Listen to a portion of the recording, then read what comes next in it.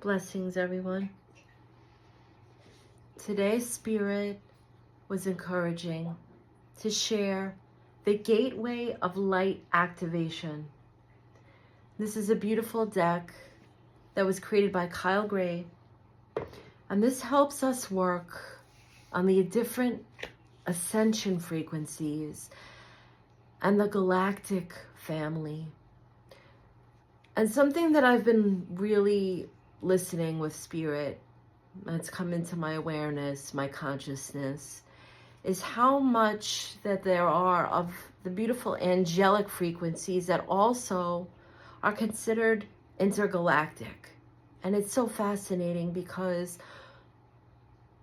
Spirit says when we think of angels and guides, not to limit ourselves, our souls, to the perception that it's just in a more of a religious context, that there are angels and guides and ancestors that are different frequencies and different light stages.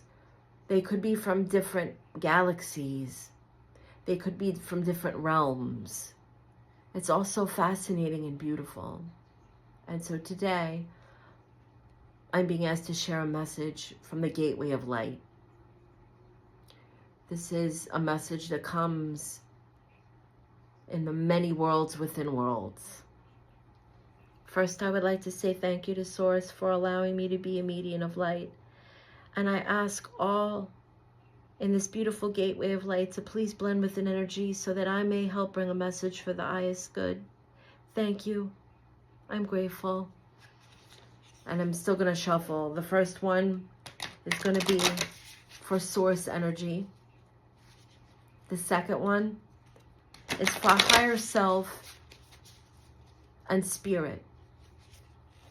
And the third helps to embody and align soul energy. And then I just move the cards a little bit as I'm blending and listening.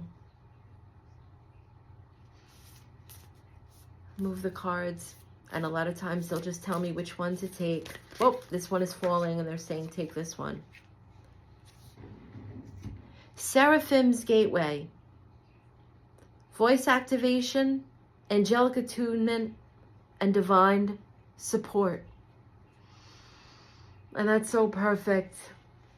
I love when there is this reassurance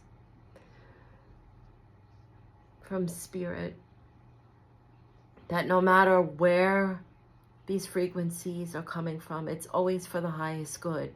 And we'll know this because it will be loving. They're not judgmental. They're not demanding. They're not telling us right and wrong. They're just bringing our consciousness, our awareness, our love frequency in an expanded state. They're bringing into our perception different alternatives, letting us see opportunity, giving us different perspectives.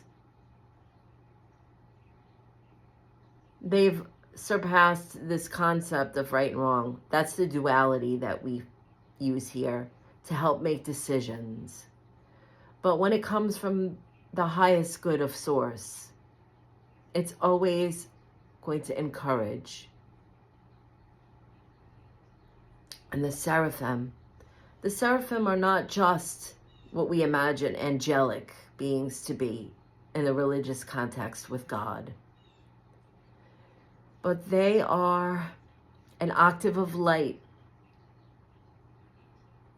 a certain frequency from many different galaxies, different levels of attunements.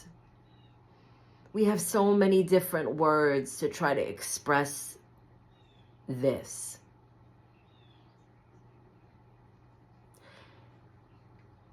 They're likening their expression of their energy as a symphony. There are many different levels. There's the raise and the build-up of the song. And then we have the level where it's just moving along. And then we have the concerto. And sometimes we have the plummeting of the sound. It expresses, it takes us on a journey and a story. And the Seraphim are like this. They speak their attunements in a way that comes like a melody for us. It harmonizes. And in the world that we're in right now, there's a dense energy. It's sometimes difficult for us to raise to this frequency. So the Seraphim a lot of times will come to us in an octave of light that feels harmonious and musical. Like when we're listening to the birds singing, or we feel that hum. We take our shoes off and we put our feet on the earth. We can feel that energetic hum. Sometimes we may seek out a modality of energetic healing. They've attuned me with the crystal singing bowls. So I use them for a sound healing to expand in a frequency, a tone. And when I'm doing these singing bowls, I experience the Seraphim because it helps attune me to this space. And this is what they're bringing my attention to, the different circles of light. A lot of times we hear people speaking of the light codes. And the Seraphim, whether they're intergalactic or they're angels in the sense of, we think of the heaven, Summerland, they are all different levels of this. But they are octaves of light. They are beings of music, symphony, creativity, in its highest form, whatever that is for us. And when we're attuned to this, we get to experience that heart space. They want us to be aware when we're experiencing these things. Whether we're outside and we notice a rainbow in the sky, or perhaps we're starting to listen to the sound of the birds, and we notice certain parts of our being have an energy to it as we're listening. They're speaking of when someone is not able to physically hear. Yet how do they dance to music, we wonder? They feel the vibration. They're asking, how would we explain to someone what the color blue is if they've never seen it because they've not had sight? Would we give them flavors? Would we give them a texture? Would we ask them to smell something that we've seen as the color blue and have them imagine that experience? This is what the Seraphim are asking. They're bringing my attention also to the spiral at the top. And they're saying that as we expand our senses to allow their communication, we're moving up the spiral. That there's no good and bad. Yes, we have to have a certain value system so we understand we don't want to harm one another. But there is a difference between this duality that we create for ourselves that closes us into a box. When we insist on the idea that something is negative and positive, that once we start to use the ego as a tool rather than saying that we have to surpass it, we could start to recognize that the duality is just there to show us a form of movement, a vibration. It helps us attune.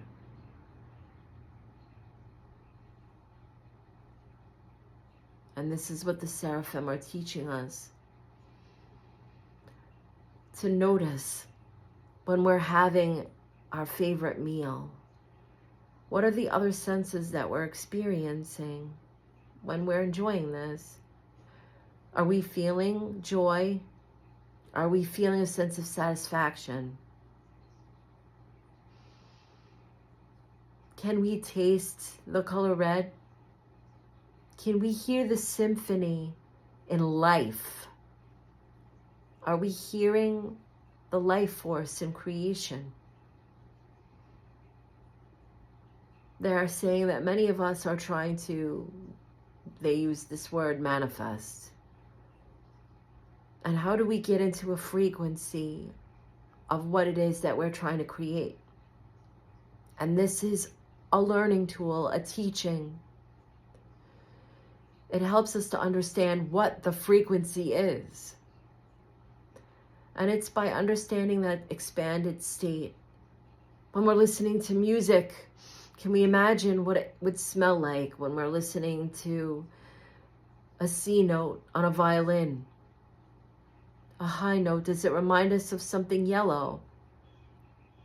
Maybe the sun or a flower.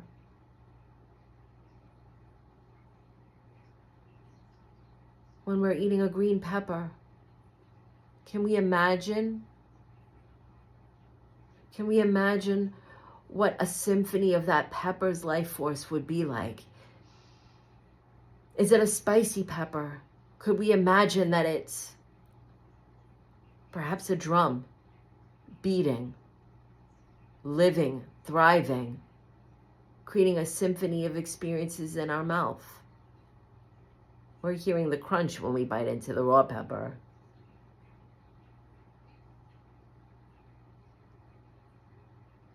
All of these beautiful things are different expressions of light in our world.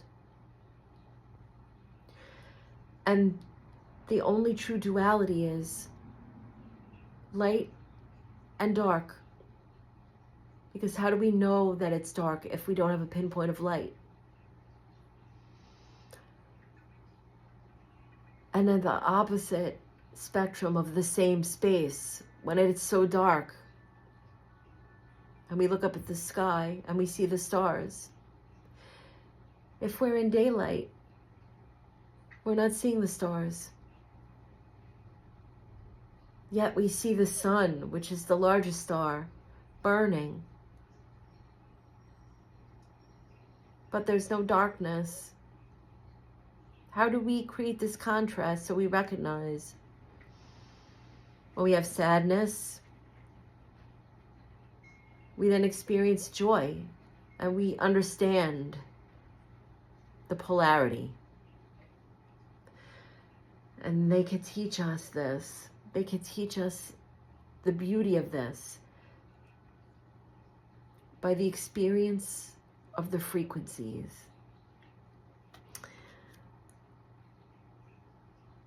And I love this because so many of us are seeing these circles.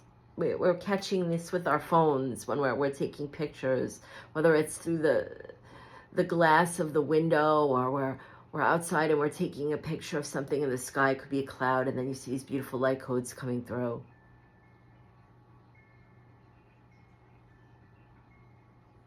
All of this is showing us that there are layers in our world of other frequencies and other spaces that our physical eyes are not seeing just yet, that we have to attune to it. And on this oracle also mentions the voice attunement when we speak. They're saying that some have said that words are spells. And this is a different perspective on this. But our voice is attuning others to our frequency as we speak. So we have to be mindful when we're speaking that we're attuned ourselves. They're just reminding me, before I did this reading, I needed to see clearly, so I did the third eye chakra crystal singing bowl so that I could attune to see with clarity in the highest perspective the message that I was going to portray.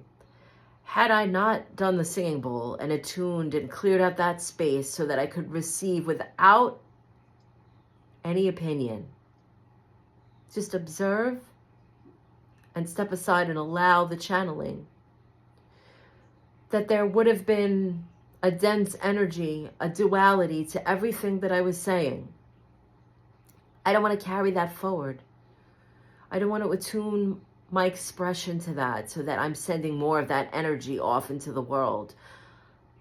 I'm being mindful and I'm saying, until I'm ready to share what is the clear perspective, I wasn't sharing it at all. And we know this simple phrase as think before you speak. But also, the Seraphim are encouraging us to feel before we speak. We can express love in words when we start tuning into this space. Like a good singing, a good music, a good songwriter. We can feel the emotion when someone is dancing with passion, when someone has created a meal in the space of love. All of these things get attuned. Like water holds a frequency. If we speak positive affirmations to the glass of water before we drink it, we're attuning to that. When I do my singing bowls, I always end the video suggesting, as Spirit has taught me, that after we've listened to this frequency, that we have some water, because it attunes to the same frequency and it brings us in all of that nourishment through our physical body, our cells, our organs. It's the same. Our voices are these attunements. And so it's not just speaking to sound intelligent. It's not just speaking to express an opinion, a thought, or an idea. But also we're learning now to be mindful of expressing the energies. Because we may be using our voice in a calm way. We may be saying words that sound soothing and calm. But if we have a raging anger within us, it doesn't get bypassed. That still gets infused in our communication. That energy is still being put into our voice. That is being brought out into the world. And we're all at this level now in our expanded awareness where we're starting to be more conscious of these things and how it affects us. It's just like the frequencies, they say, of a microwave or the cell phone towers. We don't see it, yet it can affect us. All of the unconscious emotions and energies that gather inside of us, when we express it in some way, whether it's in a creative way, we might be writing a song and we're in an angry space. We're putting this out. And others who are angry will connect with that. It's the same thing when we're having a conversation. It doesn't matter whether we're being low-toned with our voice and talking monotone. And we're using intelligent-sounding words. If there is hate within us, it's coming through. It is a frequency. If there is sadness within us, Others will be aware of this on some level of being. We're not just communicating now mind to mind from language to language, but it's energy with energy. And this is how we step into the frequency. Once we learn to train in this way, Spirit is saying, and understand and become mindful of that, it will be easier for us to bring things into actuality in the frequencies and embody these frequencies to co-create. And they are now moving their energy back. I'm learning a lot as I'm channeling, and I'm trying to keep up with it because it comes so fast. So please forgive me if I speak very fast when I'm recording these. It's just I'm trying to get it all in as I'm hearing it. And as I'm learning, I'm also sharing. And I'm grateful. I'm grateful that anybody who comes across this, if there's anything that they find inspiring or encouraging, that maybe that they take what resonates and then share this. Because we're all here on this journey, and all of us have a small piece of this puzzle to offer. And it really doesn't matter who we understand it from, because all of us have something to share like this. All of us have experience. And the more we connect, the more we can learn, and then put the pieces of the puzzle together. Thank you, everyone. Much love. Beautiful blessings.